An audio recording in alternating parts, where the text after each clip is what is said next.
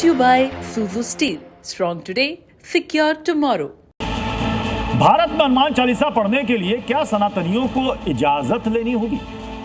क्या हनुमान चालीसा पढ़ेंगे तो सनातनियों पर पत्थर बरसाए जाएंगे? ऐसा होना तो नहीं चाहिए, लेकिन हुआ है, वो भी देश की राजधानी दिल्ली में। आरोप है कि सागरपुर इलाके में जब हिंदू संगठन एक पार्क में बैठकर हनुमान चालीसा का पाठ कर रहे थे तो कट्टरपंथी गैंग ने उन पर पथराव किया। अब तो पत्थरबाजी झेलने वाले कहने लगे हैं, जय बजरंगबली, तोड़ पत्थरबाजों की नहीं।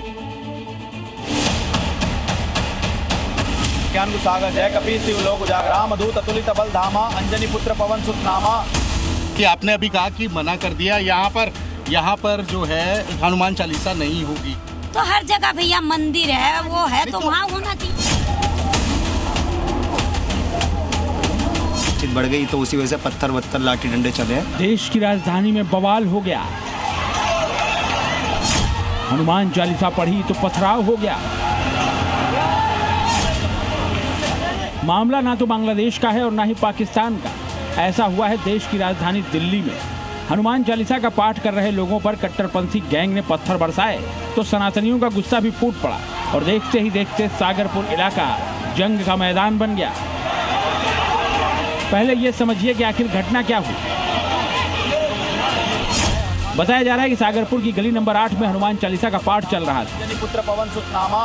इसी दौरान मुस्लिम समुदाय के लोग मौके पर पहुंचे और चालीसा पाठ बंद करने के लिए कहा। मुस्लिम समुदाय के लोगों की इस हरकत पर विवाद शुरू हो गया और देखते ही देखते विवाद बढ़ गया। आरोप है कि इसी दौरान मुस्लिम समुदाय ने पत्थरबाजी शुरू कर दी। अब ये सारा विवाद हुआ क्यों? सागरपुर में हनुमान चालीसा हो क्यों रही थी, वो भी समझिए। आरोप है कि 27 जून को मुहर्रम के जुलूस के दौरान सागरपुर में पाकिस्तानी झंडे लहराए गए। जुलूस में पाकिस्तानी झंडे लहराने का वीडियो सोशल मीडिया पर वायरल हुआ तो हिंदू संगठन भड़क गए। बजरंग दल ने मंगलवार को उस घटना के विरोध में सागरपुर में हनुमान चालीसा के पाठ का आयोजन किया। इसी दौरान बजरंग दल और मुस्लिम पक्ष के बीच विवाद हुआ और फिर जमकर पत्थर चले। यहाँ पर जब मुहर्रम का त्योहार मनाया जा रहा था तो ये कथित रूप से कहा गया कि यहाँ पर एक विवादित झंडा जो है वो लहराया गया। हालांकि ये दावे कैसे हैं, इस पर पुलिस इन्वेस्टिगेशन कर रही है और सारे मामले की जो है वो तह तक पहुंचने की कोशिश कर रही है। हनुमान चालीसा के पाठ के दौरान हुई पथराव की घटना के बाद इलाके में तनाव का माहौल बना हुआ है। खबर पाकर मौके पर पहुंची पुलिस ने किसी तरह हालात काबू में किए। फिलहाल मौके पर भारी पुलिस बल की तैनाती भी की गई है। यहाँ पे छोटा सा कल बवाल हो गया हनुमान चालीसा को लेकर। कुछ दिनों पहले ताजिया मुहर्रम यहीं से निकलती है मुसलमानों की। आधा टोला मुसलमानों का, आधा टोला हिंदुओं का है। बड़े प्रेम से करते हैं, मुहर्रम करते हैं, लेकिन कोई छोटे से बच्चे ने कोई क्या बोलते हैं पाकिस्तानी झंडा था वो लहरा दिया था। वीडियो काफी वायरल हो गई है वो वाली। तो उसी को देख के बजरंग दल वाले आए थे तो उन्होंने कहा कि हम हनुमान चालीसा पढ़ेंगे। तो कुछ थोड़े से बाद में विवाद हो गया, बातचीत बढ़ गई तो उसी वजह से पत्थर वत्थर लाठी डंडे चले हैं। शुरू कैसे हुआ? सर वही भजन के चक्कर में हुआ था। वो आए थे, उन्होंने कह रहे थे किसने शुरू किया? सर उन्होंने प्यार से बोला हम भजन करना चाहते हैं तो उन्होंने भजन करा, स्टार्ट करा। फिर आपस में कुछ लोग आए, बोले गाना नहीं बजेगा। तो वही कह रहे क्यों नहीं बजेगा, सरकारी ज़मीन है, बजाएंगे। जब आप अपना मुहर्रम बना सकते तो हम भी अपना हनुमान चालीसा बजा सकते हैं मंगलवार को। तो उसी के चक्कर में आपस में होगी। इस पूरे विवाद को लेकर हमने मुस्लिम समुदाय का पक्ष भी जानने की कोशिश की। हिंदू पक्ष का कहना है कि हनुमान चालीसा के पाठ से उन्हें रोका गया, जबकि मुस्लिम पक्ष का कहना है कि हमने पाठ करने से मना नहीं किया। हिंदू पक्ष का दावा है कि मुस्लिम समाज के लोगों ने पथराव शुरू किया। वहीं मुस्लिम पक्ष का कहना है कि बजरंग दल ने मारपीट और गाली गलौज शुरू की। हमने इस बाबत इलाके के मुस्लिम परिवारों से भी बातचीत की। पत्थरबाजी बाद में हुई है, पहले वो चापट निकाला है। हमारे बच्चों के ऊपर चापट निकाला है। कहीं भी देखो वीडियो सारी जगह डाली हुई है। चापट लेके इतना बड़ा चापट और सारे का कहा है गला काट दूंगा। जब जाके ये झंडा तोड़ा ना, जब जाके हुई है लड़ाई दंगा। उन्होंने कल यहाँ पे क्या करा, वो डीजे जो भी ला करके हनुमान चालीसा वो गा रहे थे, हमें कोई प्रॉब्लम नहीं था। बात ये थी कि वो गाली दे रहे थे। फिलहाल इलाके में पुलिस की बड़ी संख्या में तैनाती है और माहौल में तनाव पसरा हुआ है। इस तनाव के बीच बड़ा सवाल ये है कि हनुमान चालीसा से आखिर इतनी क्या दिक्कत हो गई कि उसके विरोध में पत्थर चला दिए गए। हनुमान चालीसा हिंदुस्तान में नहीं होगी तो जब पाकिस्तान और बांग्लादेश में होगी। अमित भारद्वाज के साथ bureau report, Zee media. Kashi में सीएम योगी आदित्यनाथ के ड्रीम प्रोजेक्ट को पूरा करने के लिए आज साल का सबसे बड़ा एक्शन शुरू किया गया। ये कितना बड़ा एक्शन है, इसका अंदाजा इस बात से लगाइए कि 250 मजदूरों को हथौड़े के साथ उतारना पड़ा। जी हाँ, 250 मजदूरों को। यूपी में शायद ये पहली बार है जब एक ही दिन एक साथ 5-5 मस्जिदों को हथौड़े से गिराया जा रहा है। ये मस्जिदें अवैध नहीं है, लेकिन काशी विश्वनाथ मंदिर जाने वाले नए रोड के लिए उन्हें हटाना जरूरी था। कट्टरपंथी सरकारी काम में बाधा ना डाल सके, इसलिए चारों तरफ से दाल मंडी पर पुलिस और ड्रोन का जबरदस्त पहरा था।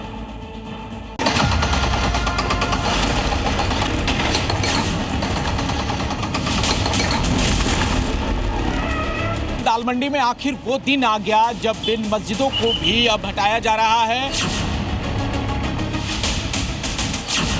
बैरिकेडिंग, मस्जिद तक जाने का हर रास्ता बंद है, पुलिस बल तैनात है, पूरे इलाके में ड्रोन की निगरानी है, क्योंकि जिसका लंबे वक्त से इंतजार था वो घड़ी 1 जुलाई को आई।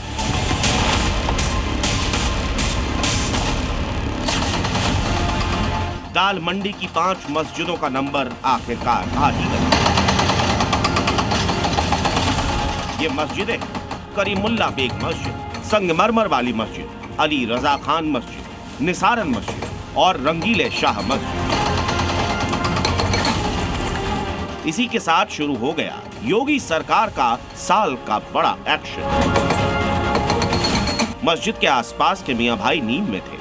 उसी वक्त इन 5 मस्जिदों के बाहर योगी की हथौड़ा फोर्स और पुलिस फोर्स पहुंच गई। दाल मंडी में बनी 5 मस्जिदों को योगी के हथौड़े ने खतरनाक तरीके से गुड मॉर्निंग विश किया। इधर पूरा बैरिकेडिंग लगा दिया गया है ताकि दाल मंडी में किसी की भी आवाजाही ना हो सके और सीसीटीवी और ड्रोन कैमरों से नजर रखी जा रही है और आपसी सहमति से इन मस्जिदों को अब चौड़ीकरण के रास्ते से हटाया जा रहा है। केवल 1 या 2 नहीं बल्कि मिर्जा करीमुल्ला बेग मस्जिद पर इस तरह से एक के बाद एक कई हथौड़े चले।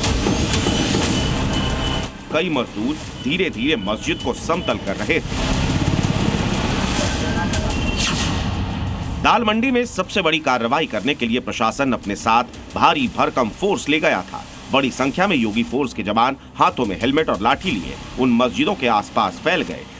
जिस मस्जिद पर सबसे पहले हथौड़ा चला वो 226 साल पुरानी करीमुल्ला बेग मस्जिद है। यहीं से योगी प्रशासन ने कार्रवाई की शुरुआत की।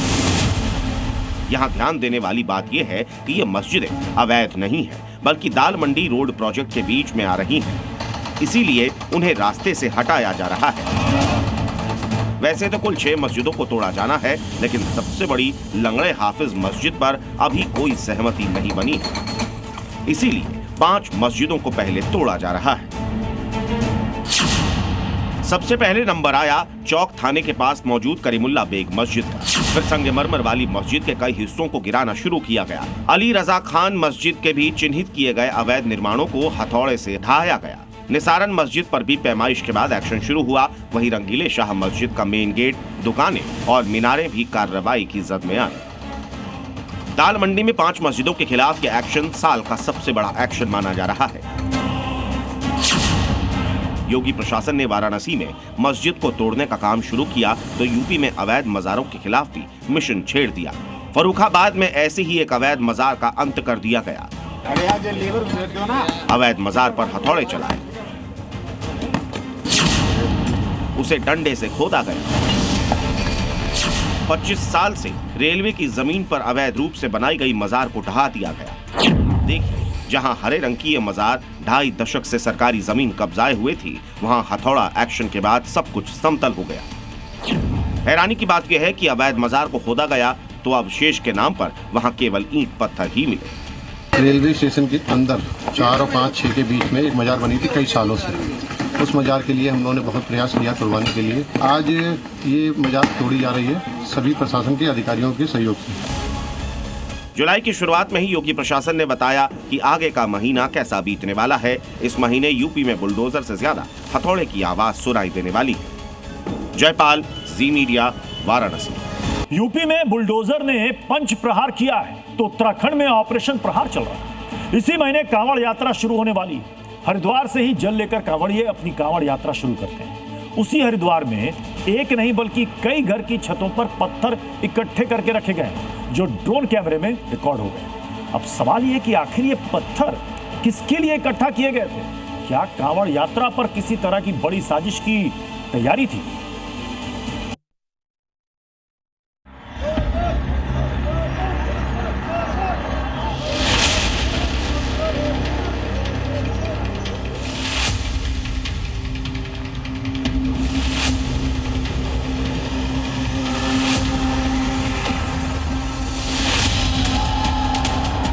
हरिद्वार से जल लेकर के आते हैं, गाजियाबाद के बीच में 4 करोड़ लोग, कोई कानून व्यवस्था की स्थिति नहीं। कांवड़ यात्रा के दौरान हरिद्वार करोड़ों श्रद्धालु पहुंचते हैं और उनकी यात्रा में कोई बाधा ना आए, इसके लिए यूपी से लेकर हरिद्वार तक पुलिस एक्टिव हो गई। हरिद्वार में धामी पुलिस ने ऑपरेशन प्रहार लॉन्च कर दिया है। एक एक घर की तलाशी ली जा रही है, हर एक छत की निगरानी की जा रही है। कांवड़ रूट पर मौजूद एक एक घर को ड्रोन स्कैन कर रहा है। इसी स्कैनिंग के दौरान हैरान करने वाला मंजर दिखा। एक छत पर ईंट का ढेर मौजूद है, दूसरी छत ईंटों से पटी पड़ी है, तीसरी छत पर ईंटों के छोटे छोटे टुकड़े फैले हुए हैं। कहीं छत पर ईंट के टुकड़े तो कहीं आंगन में ईंट। कोई भी घर ऐसा नहीं है जहां ईंटें नहीं है। ये तस्वीर हरिद्वार की है। हर की पैड़ी से महज कुछ किलोमीटर दूर मौजूद पथरी थाना क्षेत्र के बोड़हेड़ी गांव की है। जब इस गांव में धामी फोर्स पहुंची तो चौंक गई, क्योंकि कोई भी घर ऐसा नहीं दिखा जहां पत्थर न मिले। दरअसल इसका खुलासा तब हुआ जब पिछले दिनों भाईजान आपस में ही भिड़ गए थे। भाईजान के दो गुटों के बीच जमकर पत्थरबाजी हुई।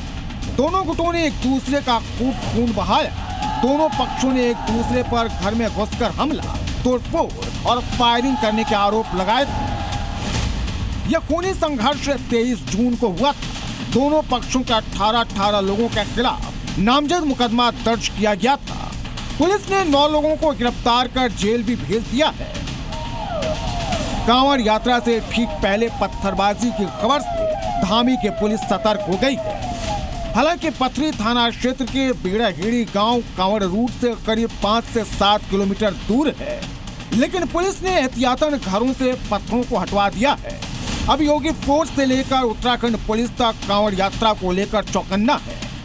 कांवड़ रूट के किनारे मौजूद घरों की जांच की जा रही है। कांवड़ यात्रा 30 जुलाई से 11 अगस्त तक चलेगी। इस दौरान 4 करोड़ से ज्यादा कांवड़ियों के हरिद्वार पहुंचने की उम्मीद है। उत्तर प्रदेश, दिल्ली, हरियाणा, राजस्थान, पंजाब, बिहार, झारखंड और छत्तीसगढ़ जैसे राज्यों से कांवड़ी पवित्र गंगा जल लेने के लिए हरिद्वार आते हैं। सीएम योगी हो या फिर पुष्कर सिंह धामी, दोनों का मैसेज साफ है। कांवड़ रूट के आसपास भी अगर माहौल खराब करने वाले दिख गए तो फिर उनका हिसाब तय है। Bureau report, Zee media. वो मौलाना धमकाता था, दंगा कराने की धमकी देता था और दंगा कराने की कोशिश भी, लेकिन अब जेल की सलाखों के पीछे है। मौलाना तौकीर रजा बरेली हिंसा के केस में जेल में बंद है, जमानत के लिए छटपटा रहा है। इस बीच खुलासा यह हुआ है कि उसने मंदिर की जमीन पर कब्जा किया था। उस जगह पर घर की बैठक बनाई थी, लेकिन अब योगी फोर्स ने उस बैठक पर योगी ब्रांड ताला लगा दिया है।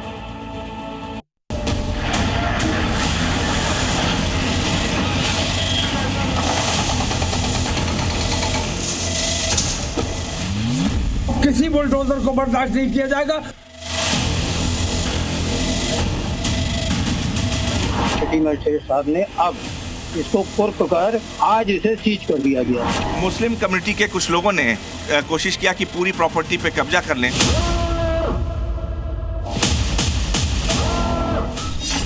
जो बरेली हिंसा का मास्टरमाइंड है, जो बरेली हिंसा का मुख्य साजिश करता है,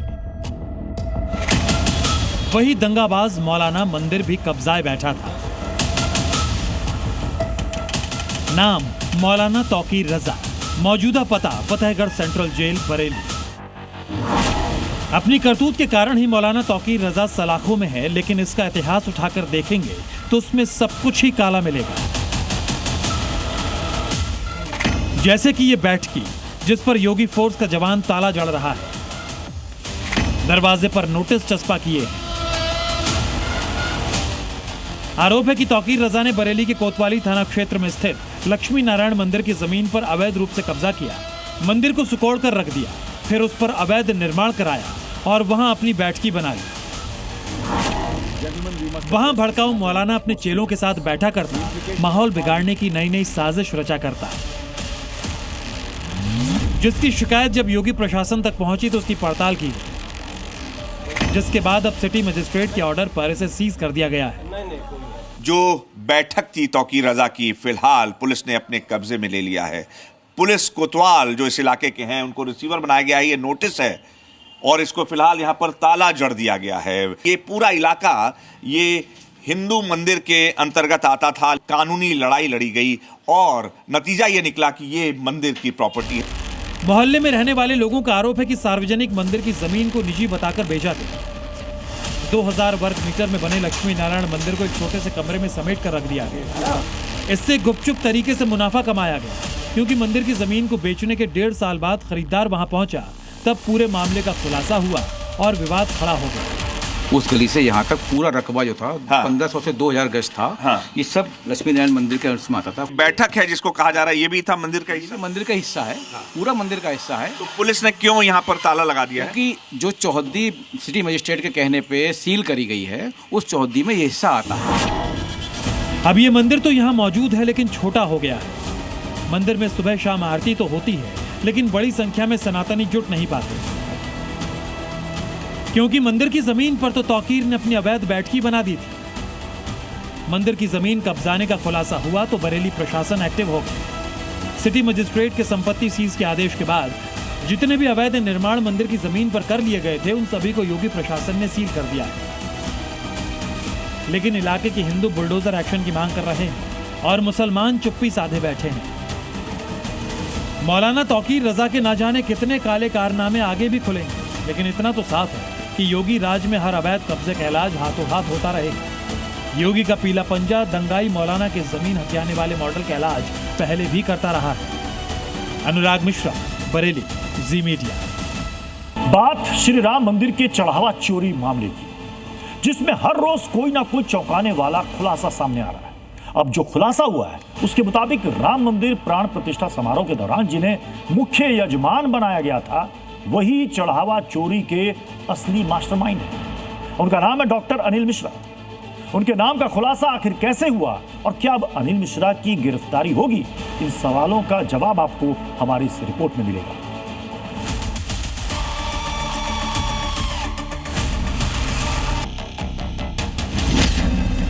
जो राम मंदिर के भूमि पूजन के मुख्य यजमान थे, जो प्राण प्रतिष्ठा समारोह में भी मुख्य यजमान थे,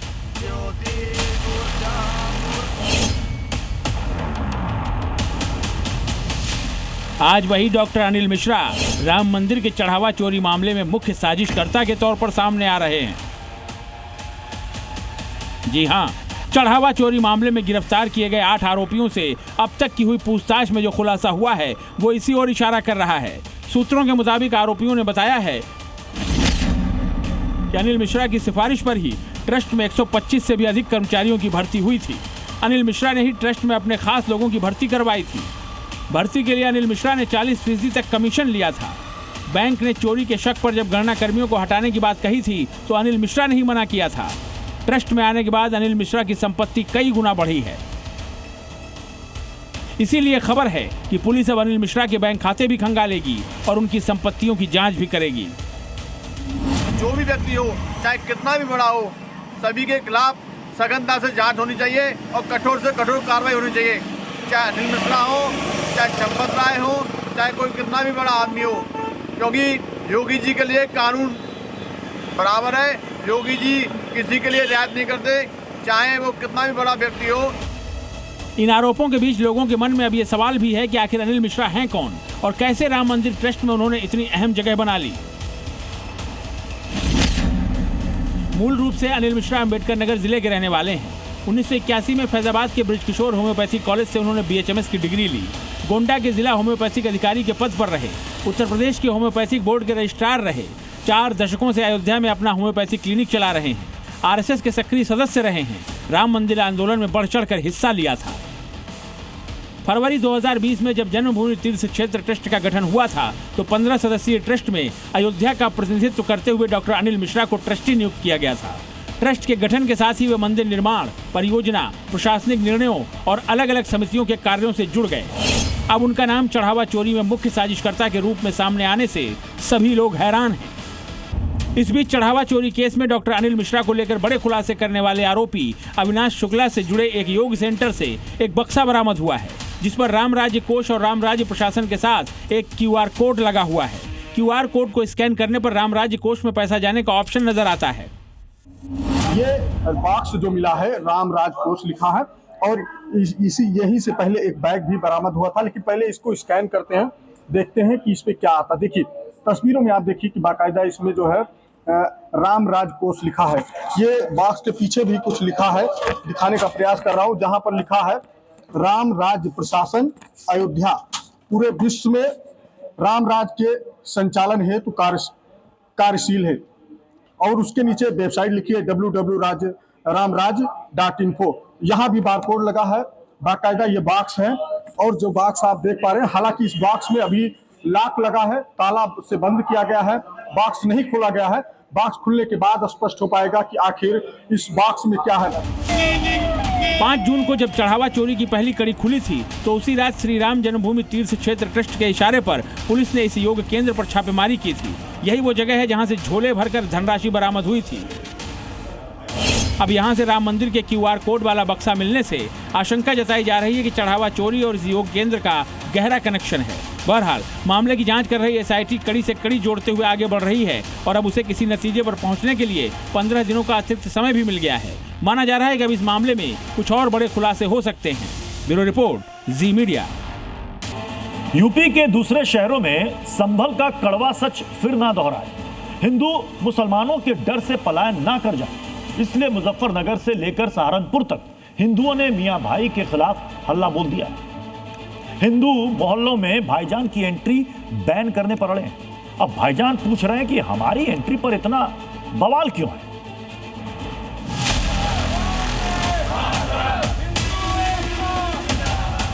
किसकी संलिप्तता है जो इस तरह का रेट बढ़ाकर के मकान दिया जा रहा है? ये नारेबाजी, ये विरोध, हम नहीं चाहते आप कोई विधर्मी लोग रहे। ये एकजुटता उन विधर्मियों के खिलाफ है जो पहले सनातनियों के बीच बसते हैं, फिर वहां का माहौल खराब करते हैं, हिंदू बेटियों पर गलत नजर रखते हैं और फिर पूरे मोहल्ले में फैल जाते हैं। मजबूरन सनातनियों को पलायन करना पड़ता है। हम नहीं चाहते यहाँ पे कोई विधर्मी लोग रहे हैं, हम हैं सनातनी लोग, ये हैं तामसिक लोग। पंचायत में ये युवा की या तो वापसी पैदाम लो या फिर अपना देखो क्या करना है। तस्वीरें यूपी के मुजफ्फरनगर की हैं, जहां हिंदू एकजुट हुए हैं और उनके मोहल्ले में भाईजान की एंट्री पर हंगामा कर रहे हैं।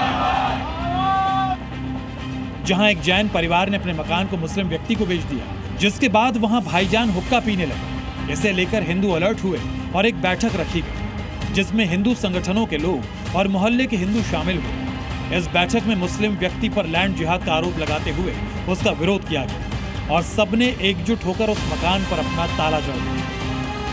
इसी मकान पर मौजूद है जहां पर हिंदू संगठन के लोग पहुंचे थे और यहां पर मीटिंग हुई थी, जिसको उन्होंने एक पंचायत का रूप दिया था।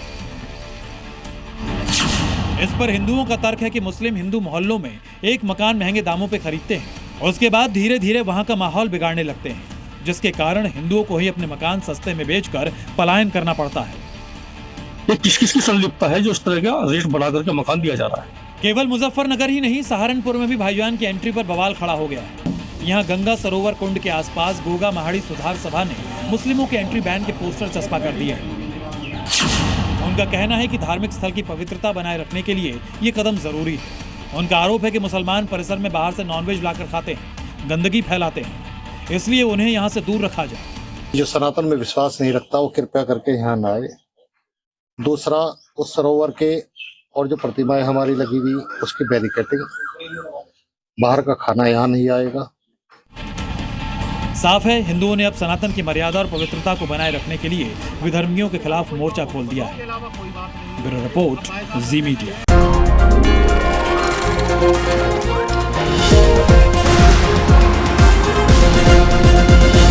Brought to you by Suzu Steel. Strong today, secure tomorrow.